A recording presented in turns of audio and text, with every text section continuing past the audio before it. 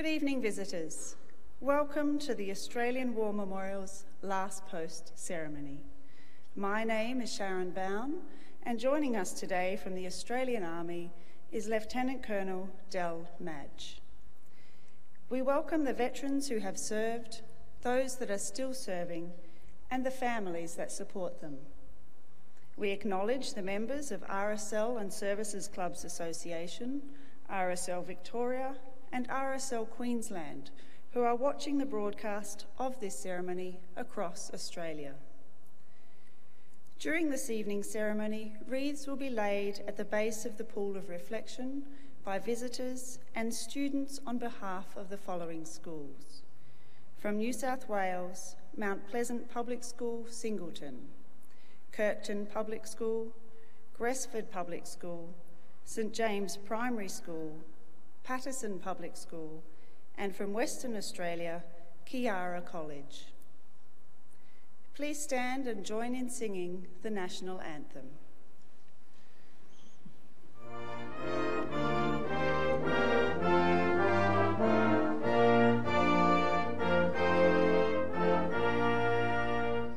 Australians, oh, let us rejoice, for we are young and free.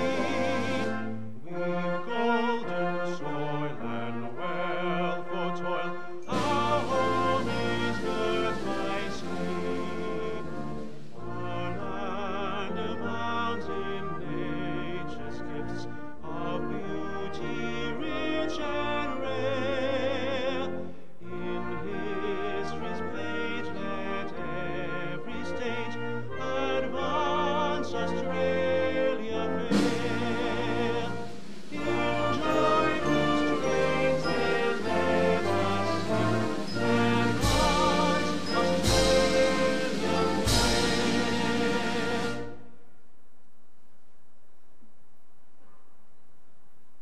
Boys and girls, please be seated.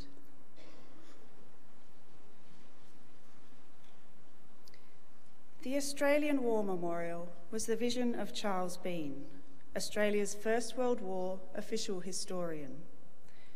Bean landed with the Australian troops on Gallipoli and stayed with them at the front through to the end of the war. The idea of this national memorial and museum came to him at Pozières, France, in the depths of the bloody fighting of 1916. Bean's idea was that this would be a place where families and friends could mourn loved ones buried in faraway places. It would also be a place that could help all Australians understand what these men and women had endured and what they had done for us. Bean's vision, to which we remain true, is best expressed as inscribed in the entrance to the memorial's galleries. Here is their spirit, in the heart of the land they loved, and here we guard the record which they themselves made. Tonight we will read the story behind just one of those on the Roll of Honour, which lists the names of more than 102,000 men and women who have given their lives for us in war and operations for more than a century. But first we present a lament, Flowers of the Forest. Wreaths or floral tributes will now be laid at the base of the Pool of Reflection.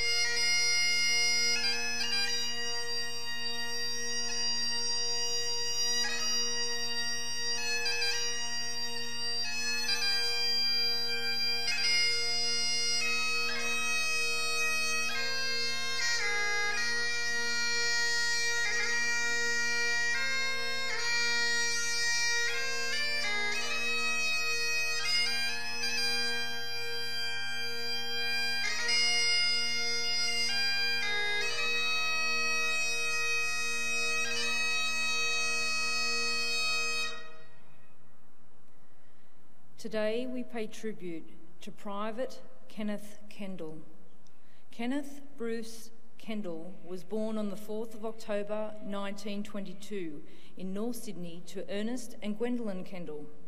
Before enlisting in the 2nd Australian Imperial Force on the 19th of July 1942, Kenneth Kendall had been working at Utley & Co. Dye and Ink Manufacturers in Sussex Street, Sydney. Following his enlistment and initial training, Kendall was posted to the 2nd 3rd Battalion, part of the 16th Brigade of the 6th Division. By the time Kendall joined the 2nd 3rd Battalion, it had already served with distinction at Bardia and Tobruk in Libya, as well as Greece and Syria. In 1942 and early 1943, Kendall was with the 2nd 3rd at Kokoda and the beachhead battles in Papua. The battalion then spent a long period training throughout 1943 and 1944 in northern Queensland. In October 1944, the 6th Division was sent to the north coast of New Guinea to destroy the Japanese forces remaining in Artapi-Wewak area. The 2nd 3rd Battalion arrived in December. During late January, torrential rain caused severe flooding to Donat River. Rising floodwaters washed away bridges, boulders and trees. On the night of the 26th of January, Kendall's machine gun platoon found itself on a newly formed island in the floodwaters. That night, the river rose 6 metres above its banks and the men clambered to what high ground could be found and then up to the treetops. Platoon Commander Lieutenant G.H. Fernside, a veteran of Tobruk and El Alamein, found this night the most terrifying experience of his life, later recounting, "Some were killed outright in that mad onslaught of frenzied water and green timber. Others were swirled beneath the press of timber and drowned. Others were knocked unconscious and their bodies snatched and sent racing downstream, turning over and over like otters." The following day, the survivors who had made it to the safety of the banks after being washed away gathered together in the battalion area. 7 men of the company failed to report, having drowned in the floodwaters, including Private Kenneth Kendall. He was 22 years old. His body was never recovered, and today his name is listed on the lay memorial in the Commonwealth War Cemetery in Papua New Guinea. His name is also listed here on the Roll of Honour on my left, amongst some 40,000 Australians who died while serving in the Second World War. But this is but one of many stories of service and sacrifice told here at the Australian War Memorial. We now remember Private Kenneth Bruce Kendall, who gave his life for us, for our freedoms, and in the hope of a better world.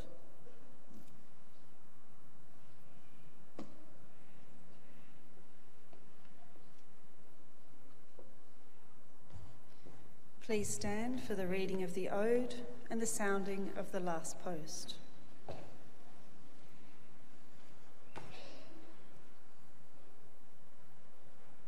They shall grow not old as we that are left grow old. Age shall not weary them, nor the years condemn. At the going down of the sun and in the morning, we will remember them. We will remember them.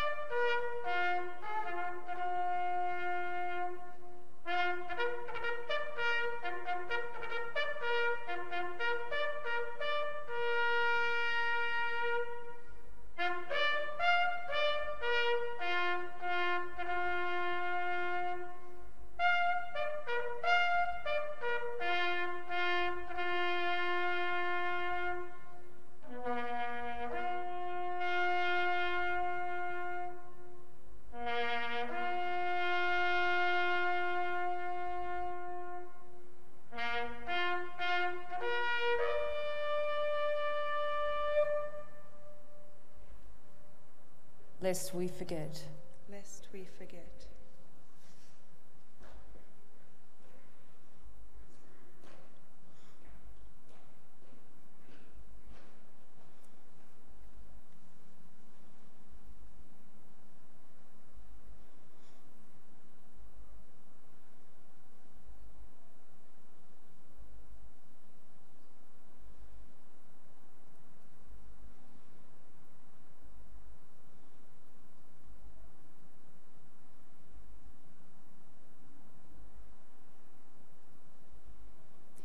We leave you this evening with the words of the memorial's founder, Charles Bean. Many a man lying out there at Pozieres or in the low scrub at Gallipoli, with his poor, tired senses barely working through the fever of his brain, has thought in his last moments, well, it's over. But in Australia, they will be proud of this. Ladies and gentlemen, girls and boys, that concludes the last post ceremony. We thank you for visiting the Australian War Memorial, and we wish you all a very good evening. Thank you.